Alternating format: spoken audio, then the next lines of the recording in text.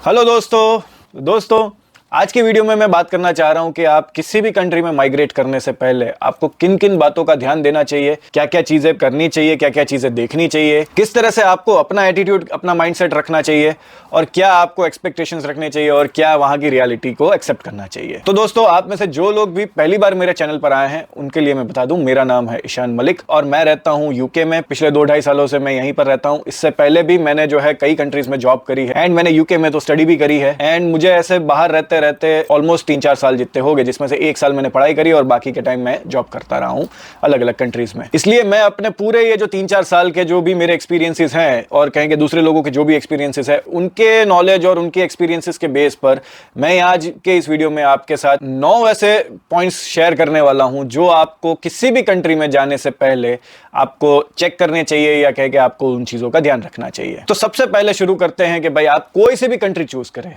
UK है, Canada है, Australia है, यूएसए है, नेदरलैंड है, कोई सी भी कंट्री है, आप जहां भी जाना चाह रहे हैं, सबसे पहले आपको देखना चाहिए कि आप कौन से वीजा टाइप पे जाना चाह रहे हैं। क्या आप स्टूडेंट वीजा पे जाना चाह रहे हैं, क्या आप वहां पे वर्क परमिट पे जाना चाह रहे हैं, क्या आप वहां पे कोई एंटरप्रेन्योरशिप करना चाह रहे हैं, बिजनेस करना चाह रहे हैं, या फिर आप टूरिस्ट वीजा पे जाना चाह रहे हैं। जिस भी वीजा पे आप जाना चाह रहे हैं, सबसे पहले तो उस वीजा का टाइप एक्चुअल पता करिए। जैसे कि आप यूएस में जाना चाह रहे हैं तो वहां पर बहुत सारी कैटेगरीज होती है, B1 category, H1 category, UK आते हैं तो यूके में भी बहुत सारी इसी तरह की कैटेगरीज होती है। टूरिस्ट वीजा है, स्टार्टअप वीजा है, वर्क वीजा है, स्किल्ड वर्कर है, ये वो। तो सबसे पहले तो आपको सही टाइप पता होना चाहिए कि आप कौन से टाइप के वीजा पे जाना चाह रहे हैं और आपका एक्चुअल मकसद क्या है। इसी के साथ आपको यह भी उसमें पता करना चाहिए कि भाई आपको उस पे रूल्स क्या आपके लिए एप्लीकेबल होंगे, क्या आपके लिमिटेशंस रहेंगी, क्या आपके बेनिफिट्स रहेंगे। जैसे कि कोई भी कंट्री है, मोस्टली कोई भी कंट्री जो है विजिट वीजा पे आपको वर्क करना अलाउ नहीं करती, ऑलमोस्ट कोई भी कंट्री नहीं करती। उसी के साथ अगर आप स्टूडेंट वीजा पे जाना चाह रहे हैं तो ऑलमोस्ट हर कंट्री में आप स्टूडेंट वीजा पे पार्ट टाइम जॉब ही कर सकते हैं। कोई कोई कंट्रीज हैं जहां पर आप फुल टाइम भी काम कर सकते हैं, शायद लैटविया उसमें है या फिर एस्टोनिया है, कोई ऐसी 1-2 यूरोपियन कंट्रीज है जहां पर स्टूडेंट भी फुल टाइम काम कर सकता है। तो ये सब चीजें आपको जाननी चाहिए कि भाई आपके क्या क्या राइट्स रहेंगे उस वीजा पे, आपकी लेंथ ऑफ वीजा कितना रहेगा, ये तो उससे भी ज्यादा इंपॉर्टेंट रहता है कि भाई आपको ये देखना रहेगा कि आपका वीजा जो है वो कौन सी डेट पे शुरू होगा और कौन सी डेट पर खत्म हो जाएगा। तो ये सब चीजें सबसे पहले तो वही है कि आपको देखना चाहिए कि आपको वीजा कौन सा लेना है या कौन सा मिल सकता है और कौन सा लेना चाहिए। फिर दूसरी चीज फाइनेंस। दोस्तों ये तो देखिए दोस्तों, मान के चलो कि भाई क्या है कि भाई जितनी चादर उतने पैर। मैं इसमें थोड़ा मैं मानता हूं कि हाँ भाई चादर थोड़ी बड़ी कर लो, नई चादर ले आओ, इस स्टेटमेंट को मैं थोड़ा बिलीव करता हूं, लेकिन फिर भी थोड़ा बहुत तो इसको देखकर ही चलना है कि आपके फाइनेंसेस आपके अरमानों को कितना सपोर्ट कर सकते हैं। जब भी मैं यहाँ पे कंसल्टिंग करता हूँ 1-on-1, मैं ऐसे रोज के मैं कहूँ कि यार इतने लोगों की कंसल्टिंग करता हूँ कि भाई बोलते हैं कि सर हमारे पास पैसे नहीं है लेकिन हमारा इरादा है कि भाई हमें फॉरेन कंट्री जाना है, पढ़ना है, जॉब करनी है, ये करना है, वो करना है।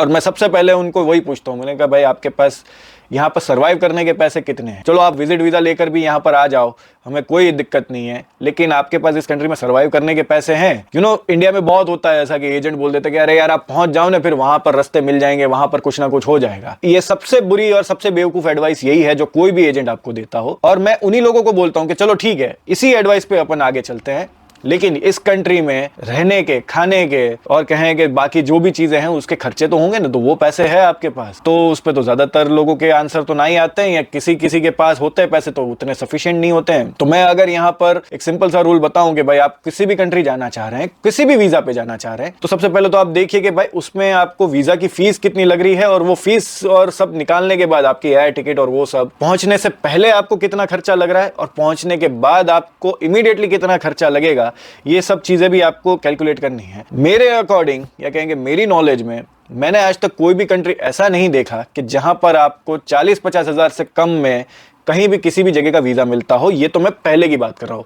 उसके बाद आप जहां भी जाएंगे वहां की फ्लाइट मिनिमम नहीं तो 15-20 हजार की तो है। अगर रिटर्न आ रहे हैं तो 40, और अगर सिर्फ जाने की बात करें तो सिर्फ 15-20 हजार। तो मोटा मोटा आप मान लीजिए कि 70-80 हजार से कम में किसी भी कंट्री में जाना ऑलमोस्ट इंपॉसिबल है। फिर उसके बाद उस कंट्री में लैंड करने के बाद इमीडिएटली आपके कौन कौन से खर्चे आते हैं वो भी आपको चेक करना है। जैसे कि आप सिम कार्ड खरीदेंगे, अगर आपको होटल या एयरबीएनबी करना रहेगा तो उसका खर्चा आएगा, अगर आपने कोई अकोमोडेशन अरेंज कर रखा है तो बात अलग है, नहीं करा है तो उसके पैसे लगेंगे। फिर आपके ट्रांसपोर्ट के लगेंगे, जैसे कि टैक्सी होगी, बस होगी, ट्रेन होगी, जैसे भी आप जाएंगे। उसके बाद आपको मिनिमम नहीं तो अपने पहले 6 महीने पूरी तरह से फाइनेंशियली प्लान करके जाना चाहिए। कोई भी कंट्री आप जाते हैं, अगर लंबे के लिए जा रहे हैं तो ठीक है, घूमने के लिए जा रहे हैं तो फिर अलग ही चीज हो गई, लेकिन किसी भी लंबी चीज के लिए जा रहे हैं तो पूरा प्लान करके जाना चाहिए। फिर तीसरी चीज, और ये मैं मानता हूं कि भाई जाने का डिसीजन आप ले तो सबसे पहले इस चीज को चेक करें कि भाई आप एक्चुअली कहां जाएंगे। यानी देखिए, घूमने जा रहे हैं तो फिर बात अलग होगी, तब तो आपके पास एक पूरी आइटिनरी होगी और वहां पर आप किसी शायद ट्रैवल एजेंट की भी हेल्प लेते होंगे या ऑनलाइन देखते होंगे और वो सब चीजें चेक करते होंगे। तो ट्रैवल में ठीक है कि आप 3-4 सिटीज होंगे या 4-5, 6-7, 10, 15 जितने भी सिटीज आप कवर करना चाहते होंगे वो आप करते होंगे। एंड वहां पर तो ठीक है कि फिर वहां के होटल्स, वहां के अट्रैक्शंस और वो सब चीजें आप देखते होंगे। लेकिन जब आप यहाँ पर वर्क वीजा पे आते हैं या स्टूडेंट वीजा पर आते हैं या कोई भी दूसरी तरह के लंबे वीजा के लिए आते हैं, तो आपको सबसे पहले ये देखना है कि भाई आप कौन सी सिटी में उतरेंगे, उस सिटी तक पहुंचने के रास्ते क्या क्या है। जैसे कि हम एग्जांपल में पकड़ेंगे यूके मोस्टली सारी फ्लाइट्स जो उतरती हैं वो लंदन पे उतरती हैं। तो लंदन से मान लीजिए आपको मैनचेस्टर जाना है या एडिनबरा जाना है या स्कॉटलैंड में कहीं और जाना है, तो ये सब आप देखेंगे तो सही उसके रास्ते कि या तो आप फ्लाइट से पहुंचेंगे या बस से पहुंचेंगे या ट्रेन से जाएंगे, कैसे जाएंगे या टैक्सी करेंगे। फिर उस सिटी के अपने रूल्स एंड रेगुलेशंस कुछ हो तो देखना चाहिए कि जैसे इंडिया में भी कई ऐसी सिटीज़ है जहां पर अपने रूल्स हैं, अपने रेगुलेशंस हैं। फिर यहाँ पर भी सिमिलर सा ही होता है, चाहे आप यूके जाएंगे, यूएसए जाएंगे, हर सिटी के हर स्टेट के अपने अपने रूल्स होते हैं, अपने अपनी लैंग्वेजेस होती हैं, अपने अपने तौर तरीके होते हैं। उसके अलावा उस सिटी में देखना चाहिए कि भाई वेदर कैसा रहता है। किसी भी आप यूरोपियन कंट्रीज जाएंगे तो आपको वेदर यूजुअली ठंडा मिलेगा। इवन अमेरिका, कनाडा जाएंगे तो वहां भी मोस्टली वेदर ठंडा रहता है। गल्फ कंट्रीज आप जाते हैं तो ऑलमोस्ट सारी ही गल्फ कंट्रीज गर्म है। ऑस्ट्रेलिया जाएंगे तो ऑस्ट्रेलिया भी गर्म है, सिंगापुर जाते हैं तो सिंगापुर भी गर्म है। तो वही है कि जिस भी सिटी में आप जाने वाले हैं वहां का एवरेज वेदर चेक करिए। स्पेशली आप जिस डेट्स के आसपास जाने वाले हैं तब तो खास चेक करिए, उसके अकॉर्डिंग आप अपने कपड़े अरेंज करिएगा, लेके जाइएगा। फिर आपको ये भी चेक करना चाहिए कि भाई उस सिटी में जहां भी आप जाने वाले हैं वहां पर फैसिलिटीज कैसी है। आप अपने बच्चों के लिए स्कूल देख पाएंगे कि नहीं, खुद के लिए जॉब्स के अपॉर्चुनिटीज कैसी है, वहां पर हॉस्पिटल्स अवेलेबल है कि नहीं, मेडिकल फैसिलिटीज कैसी है, रोड्स वगैरह कैसे हैं, मकान वगैरह का क्या स्ट्रक्चर है। तो ये सब आपको देखना चाहिए। स्पेशली जिस भी सिटी में आप पहले जाने वाले हैं और अगर लंबा रुकने वाले हैं तो वो आपकी फाउंडेशन बनेगा उस कंट्री की। तो बहुत ही केयरफुली चूज करना चाहिए अपनी पहली सिटी जहां भी आप जाने वाले हैं। ऐसा ना हो जाए कि आप किसी इतने छोटे टाउन में अटक गए नौकरी के चक्कर में या फिर स्टडी के चक्कर में कि भाई वहां पर और कुछ आपको मिल ही नहीं रहा है या वहां से आगे बढ़ने के लिए इमीडिएटली कुछ अवेलेबल नहीं है और आपको फिर से कहीं मूव करना पड़ जाए किसी दूसरी सिटी में या दूसरे किसी स्टेट में। तो जनरली अब्रॉड में इतना इजी नहीं होता है एक जगह से दूसरी जगह पे शिफ्ट करना। तो ये भी आपको बहुत ध्यान से चूज करना चाहिए कि आपकी पहली सिटी जहां भी आप उतरेंगे वो कौन सी है, वो कैसी है और वहां पर क्या क्या चीजें अवेलेबल हैं। फिर सबसे इंपॉर्टेंट चीज की बात करूं मैं, अकोमोडेशन। दोस्तों, स्टूडेंट वीजा पे आए, टूरिस्ट वीजा पे आए, वर्क वीजा पे आएंगे या कैसे भी आएंगे, रेफ्यूजी भी आएंगे तो भी आपको एक रहने का ठिकाना, एक रहने की जगह तो चाहिएगी। तो अकोमोडेशन मैं शायद इन सब चीजों में सबसे ऊपर रखना चाहूंगा। हर कंट्री के अपने अपने टाइप के अकोमोडेशन होते हैं। मोटा मोटा तो खैर 1 BHK, 2 BHK, 3 BHK, 1 room kitchen ऐसे ही होता है, मोटा मोटा ऐसा ही होता है। लेकिन हर कंट्री में अलग अलग नाम होते हैं उसके। जैसे कनाडा में जाएंगे तो कुछ टाइप के मकानों को वो लोग कॉन्डो बुलाते हैं। यूएसए जाएंगे तो वहां का अपने टर्मिनोलॉजीज है मकानों की और उस हिसाब से यहाँ पर रेट्स तय होते हैं। यहाँ पर उसी हिसाब से आपको बिल्स का भी भुगतान रहना है, उसी तरह से यहाँ पर टैक्सेस भी यहाँ पर डिसाइड होता है। तो जिस भी कंट्री में आप जाएंगे तो अकोमोडेशन के टाइप्स आप देख लीजिए। आपको ये भी देखना रहेगा कि उसमें कारपेट एरिया कैसा है। इंडिया में यूजुअली स्क्वायर फीट में आपको मिलता है एरिया वगैरह, यूके, यूएसए, कनाडा में वगैरह में यूजुअली आपको स्क्वायर मीटर के अकॉर्डिंग दिखाया जाएगा। उस हिसाब से आपको अंदाजा भी लगाना रहेगा कि ठीक है कितना बड़ा आपको जगह मिलने वाली है रहने के लिए। फिर उसी के साथ आपको अकोमोडेशन में ये भी चेक करना रहेगा क्या वहां पर गर्म पानी, ठंडे पानी की सुविधाएं हैं कि नहीं। अगर आप ठंडी कंट्रियों में जाने वाले हैं तो ये भी चेक करना रहेगा कि सेंट्रल हीटिंग, बॉइलिंग वगैरह ये सब चीजें अवेलेबल है या नहीं, गैस अवेलेबल है या नहीं, या फिर इलेक्ट्रिक चूल्हा मिलेगा, क्या मिलेगा। फिर इसके अलावा जो टैक्सेस हैं इस पे तो खास आपको एक बार बात करनी चाहिए अपने लैंडलॉर्ड से कि भाई टैक्सेस कौन भरने वाला है, वो भरेगा या आप भरेंगे, या फिर जो भी है वो सब कुछ बिल्स में अवेलेबल रहेगा। हालांकि बिल्स के बारे में भी आपको बात करनी चाहिए कि भाई कितने तरह के बिल्स आएंगे और वो कौन भरेगा। जैसे कि यूजुअली हर वेस्टर्न कंट्रीज में अगर बात करी जाए तो गैस का बिल होता है, पानी का बिल होता है, इलेक्ट्रिसिटी का बिल होता है और एक तरह का कहें कि टैक्स भरना पड़ता है। इतने बिल्स तो होते ही हैं। कई कई जगहों पर बॉइलिंग टैक्स भी लिया जाता है। अगर आप ठंडी जगह पे जा रहे हैं तो बॉयलर रखे होते हैं बड़े बड़े, तो वो बॉइलिंग का भी टैक्स देना पड़ता है। स्पेशली विंटर के अलग टैक्स होते हैं, समर के अलग टैक्स होते हैं। और आखिर में कहें कि अगर आप गाड़ी लेने वाले हैं जाते ही, तो ये भी चेक करना चाहिए कि पार्किंग है कि नहीं। कई बार ऐसा होता है कि आपके पास गाड़ी है ही नहीं, या अभी अभी आप पहुंचे, अभी आपके पास गाड़ी नहीं है, लेकिन अगर उस अकोमोडेशन में पार्किंग है तो वो आपसे पार्किंग का चार्ज भी लेते हैं। फिर बात करें लैंग्वेज की, किसी भी कंट्री आप जाएंगे वहां की लैंग्वेज डेफिनेटली इंडिया से अलग होने के पूरे चांसेस हैं।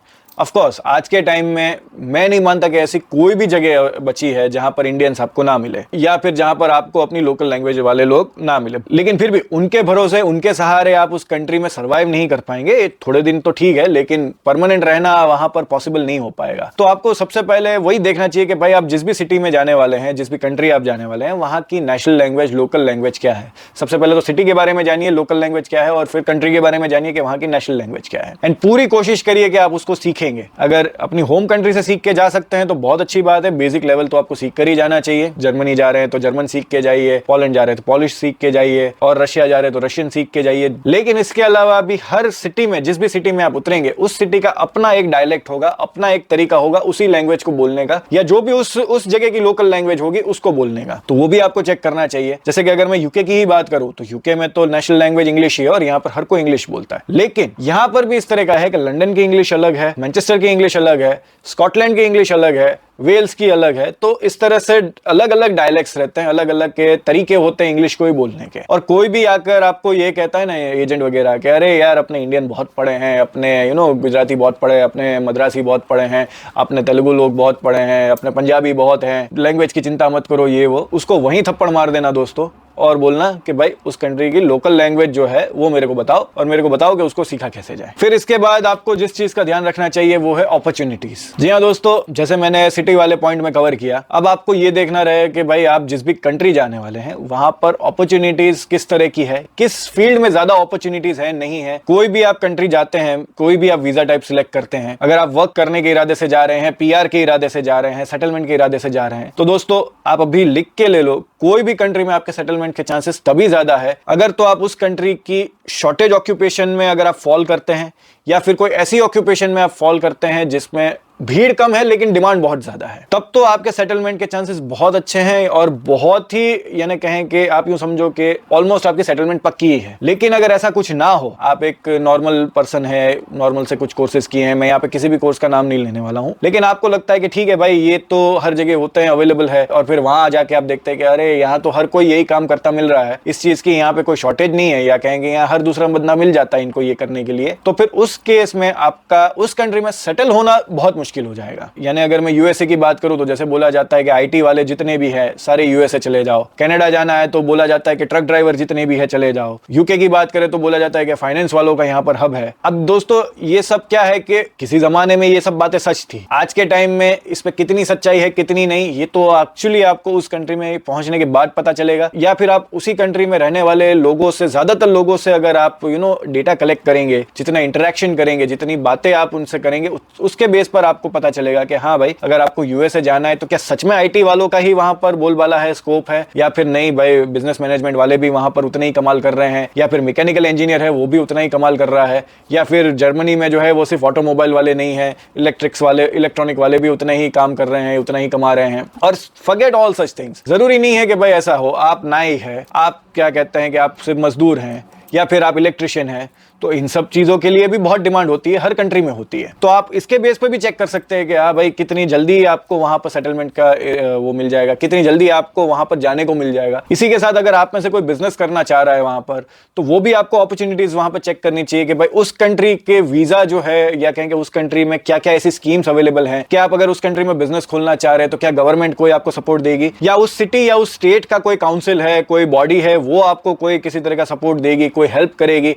या एटलीस्ट आपका पेपर वर्क में ही मदद कर देगी या कुछ कर देगी, तो वो भी आपको एक बार चेक कर लेना चाहिए। इसके बाद अगर बात करें तो सबसे जरूरी मुझे जो लगता है वो है डॉक्यूमेंट्स। जी हाँ दोस्तों, किसी भी कंट्री आप जाएंगे, जाने से पहले भी आपको बहुत सारे डॉक्यूमेंट अरेंज करने पड़ेंगे, और जाने के बाद भी कई ऐसे डॉक्यूमेंट, क्या कहें कि ऐसे एडमिनिस्ट्रेटिव वर्क आपके सामने आएंगे जिसपे आपको डॉक्यूमेंट उस कंट्री के कलेक्ट करने पड़ेंगे, अरेंज करने पड़ेंगे, और फिर ही आपके कुछ काम बनेंगे। जैसे कि अगर मैं इंडिया से बात करूं, मोटे मोटे बात करूं, तो आपका बैंक स्टेटमेंट है, लिविंग सर्टिफिकेट है, मार्कशीट्स है, ये सब तो कॉमन है, ये तो आपको कोई भी वीजा है आपको अपने लिए अरेंज करना ही है। इसके अलावा भी और 50 डॉक्यूमेंट मांगे जाएंगे। अभी तो आप वीजा की राहों में उतर के तो देखिए, कई बार तो अपना खुद का मन कर जाता है कि यार हटाओ यार, नहीं चाहिए वीजा, पर ऐसे घबराना नहीं है। फिर उसके बाद इस कंट्री में आने के बाद आपको यहाँ पर भी कई सारे डॉक्यूमेंट्स कलेक्ट करने पड़ते हैं, कई अरेंज करने पड़ते हैं, जैसे कि यहाँ का जिस भी कंट्री में आप जाएंगे वहाँ का वीजा कार्ड या कहेंगे रेजिडेंस परमिट, स्टूडेंट वीजा पे गए तो उसकी अलग परमिट होती है, वर्क वीजा पे गए तो उसकी अलग परमिट होती है। फिर उससे रिलेटेड जो भी इंश्योरेंस होंगे, जो भी मेडिकल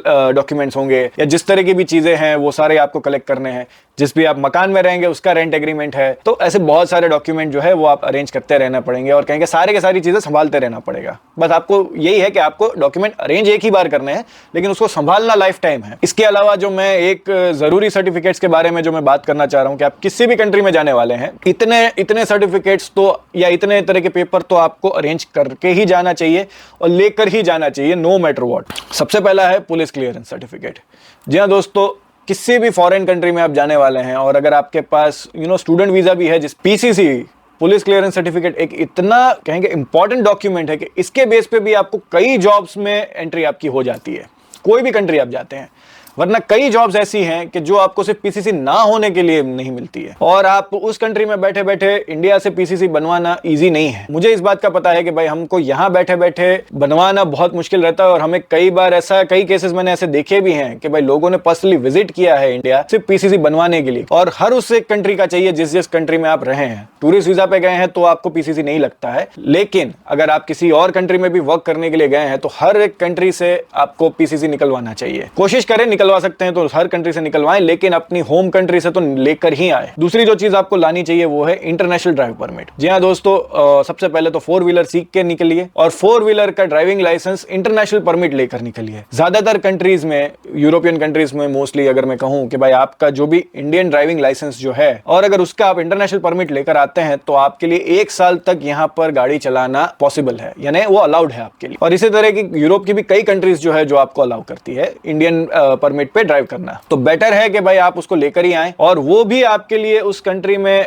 गाड़ी लेना हो, जॉब करना हो या सिर्फ ट्रांसपोर्ट ही करना हो, घूमने भी जा रहे हैं तब भी आपके लिए काम आएगा। घूमने भी अगर आप जा रहे हैं किसी कंट्री में तो आपको पब्लिक ट्रांसपोर्ट पे निर्भर रहने से बेटर है कि आप कोई गाड़ी हायर करके अगर घूमेंगे तो वो आपके लिए कन्वीनियंट भी रहेगा और सस्ता भी पड़ेगा। और दोस्तों आखिरी पॉइंट की अगर बात करें तो मैं सबको यही कहना चाह रहा हूं कि दोस्तों ऑफ कोर्स ये वीडियो बहुत लंबा हुआ और काफी चीजें मैंने बताई कि आपको फॉरेन जाने से पहले बहुत सी चीजों को देखना चाहिए, ध्यान रखना चाहिए। मैं नहीं भी बताता और आप सीधी प्रोसेस पे उतर आते तब भी आपको ये सब चीजें टाइम बाय टाइम तो पता चली जाती। तो मैं आखिर में यही कहना चाहूंगा कि भाई बी रिलैक्स, कोई ऐसा लोड मत लो, न जाने से पहले न जाने के बाद, चिल करो, सब कुछ सही होता है। ऑफ कोर्स ये थोड़ी पूरी जो प्रोसेस है वो बहुत ही हैसल वाली होती है, बहुत ही कहें कि इसमें बहुत सारे सेकंड थॉट्स भी आने लगते हैं क्योंकि इतनी सारी चीजें करनी रहती है। तो यस, सबको होता है कि भाई सबको अपना कंफर्ट जोन छोड़ने में तकलीफ तो होती है। तो मैं इसी में यही कहना चाहूंगा कि भाई be flexible, be relax, and जिस भी कंट्री में आप जाएंगे, जाने से पहले भी और जाने के बाद भी, बी अडेप्टेबल एज वेल।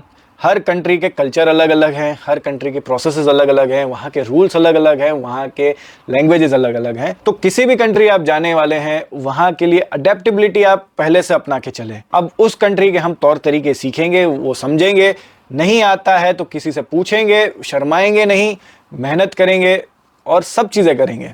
अगर मैं आप लोगों को पहले से अगर इस चीज़ की तैयारी करने को बोलूं तो मैं आपको सिंपल सी चीज़ें बोल सकता हूं कि भाई आप जिस भी कंट्री जाने वाले हैं वहाँ की आर्टिकल्स पढ़िए, वहाँ के लोगों से इंटरेक्ट करिए। अरे अगर आप सिंगल भी हैं और कहें कि वो अगर टिंडर, बम्बल भी ये सब भी करना है तो कोशिश करिए कि भाई अब इंडिया से बाहर निकल के वहाँ की लोगों से बात करना शुरू करिए, समझिए, वहाँ के लोगों से बात करिए, फिर डॉक्यूमेंट्रीज देखिए, वेब सीरीज देखिए, उस कंट्री के शोज देखिए, तब भी आपको थोड़ा बहुत उस कंट्री के कल्चर का आइडिया आने लगेगा। एंड पेशेंस रखिएगा, आपको जिस भी कंट्री आप जाने वाले हैं सब चीज़ें मिलेंगी, सब चीज़ें आपके लिए हो जाएंगी, लेकिन सब चीज़ों में टाइम लगेगा। आप सोचेंगे रातों रात कुछ हो जाएगा, रातों रात वीज़ा आ जाएगा, रातों रात आपको सब कुछ हो जाएगा, तो नहीं होता है ऐसा।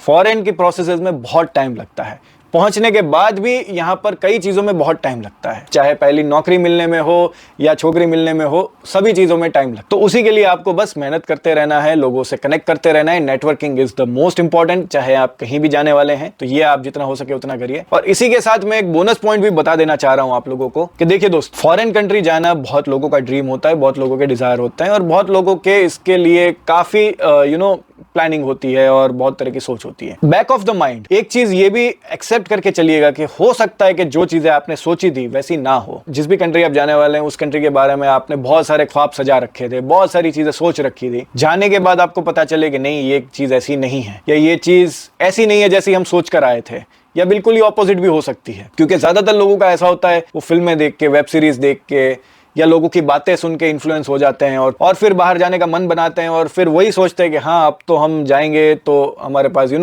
घर, गाड़ी, पैसा, बंगला, दौलत, शौलत, औरत सब होगा। जनरली ऐसा नहीं होता है। हर कंट्री के अगर यूजुअली हर किसी को नई कंट्री में जाके पहले से शुरुआत करनी पड़ती है, या कहेंगे अपने जो भी मुकाम उन्होंने अपनी कंट्री में हासिल किया उससे कम से ही शुरुआत करनी पड़ती है। और यस, आपको हर वक्त ये मान के चलना है कि दुनिया अच्छी है और दुनिया बुरी भी है। आपके साथ हर तरह के एक्सपीरियंसेस होंगे, हर तरह की चीजें होंगी, अच्छी भी होंगी, बुरे भी होंगे। कई दिन ऐसे आएंगे कि बहुत अच्छे जाएंगे, फिर एक फेज ऐसा भी आएगा कि बहुत बुरा जाएगा। और हर वक्त ये मान के चलिएगा कि जिंदगी गुलजार है, लेकिन दूसरी तरफ जिंदगी बेकार भी है। तो दोस्तों, इस पॉइंट के थ्रू ना मैं आपको डराना चाह रहा हूं, ना मैं आपको डिमोटिवेट करना चाह रहा हूं। मैं बस आपको एक रियलिटी से नजदीक रहने की एक बता रहा हूं कि भाई बी रियलिस्टिक, कि भाई हर कोई अब्रॉड जाके सीईओ सीटीओ नहीं बनेगा, हर कोई सुंदर पिचाई भी नहीं बनेगा, हर कोई सत्या नाडेला भी नहीं बनेगा। कई लोग होंगे जिनको नहीं पसंद आएगा, नहीं सुटेबल होगी वो कंट्री, और कई लोग ऐसे होंगे कि उसी कंट्री में बड़ी से बड़ी पोजीशन पे भी पहुंचेंगे। लेकिन आप ये मान के चलिएगा कि अगर आप अपनी होम कंट्री में जितनी मेहनत कर रहे हैं उससे डबल या ट्रिपल मेहनत लगेगी दूसरी कंट्री में सक्सेसफुल होने के लिए और उस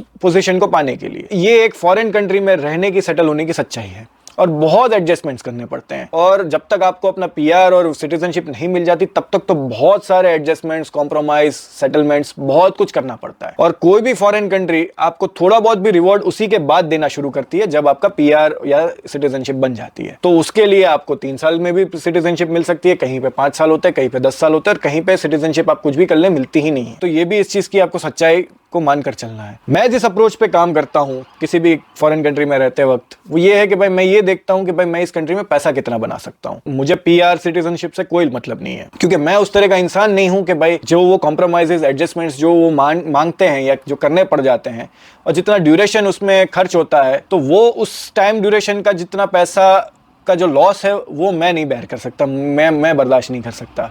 जैसे कि अगर मैं एग्जांपल दूं कि भाई यूके में 5 साल बाद ही पीआर मिलता है, चाहे आप कितने भी हाथ पैर मान ले, 1 या 10 लड़कियां भी पटा लें आप, तब भी आपको हर लड़की के साथ 5 साल बिताने पड़ेंगे। और अगर आप जब तक 5 साल उसके साथ नहीं निकालते तब तक आपको यहाँ पर पीआर नहीं मिलती, चाहे आप कुछ भी कर लो। अब मेरे पास ऐसे 5 साल का टाइम नहीं है, तो मैं वही देखता हूँ कि भाई पहले दिन से मेरे पास एक अच्छी जॉब हो, जितनी मैं सोच रहा हूँ उतनी सैलरी हो। मैं 5 साल में 1 करोड़ कमाने से बेटर मैं 2 साल में 1 करोड़ कैसे कमाया जाए, इस पे मैं ज्यादा फोकस करता हूँ। बट खैर, ये मेरा तरीका है, आपका तरीका अलग भी हो सकता है। आपका फोकस अगर इस कंट्री में रहने पे ज्यादा है तो आपको उस हिसाब से यहाँ पे डिसीजन लेने चाहिए। तो बस दोस्तों, ये थे सारे पॉइंट्स जो आपको फॉरेन कंट्री अब्रॉड जाने से पहले देख लेने चाहिए। आई नो दोस्तों, ये वीडियो बहुत लंबा है, लेकिन अगर दोस्तों आप लोग यहां तक आ चुके हैं ना अगर इस वीडियो में, तो डेफिनेटली मानिए कि आप सीरियस हैं अपने फॉरेन जाने की ड्रीम को लेकर या उसकी प्रोसेस को लेकर। और मैं पूरी उम्मीद रखता हूं कि आप हर चीज इसके बारे में समझ चुके होंगे, जान चुके होंगे। तो बस मकसद यही था इस वीडियो का कि भाई आपको हर चीज से यहां पर वाकिफ कराया जाए। तो बस दोस्तों, यही था आज का वीडियो। अगर ये वीडियो आपको पसंद आया है तो प्लीज इस वीडियो को लाइक करिए, शेयर करिए अपने फ्रेंड्स एंड फैमिली के साथ जो लोग भी अब्रॉड प्लान कर रहे हैं। एंड इसी तरह के वीडियोस देखने के लिए please subscribe this channel. And lastly, thank you for watching the video. Hope to see in the next one.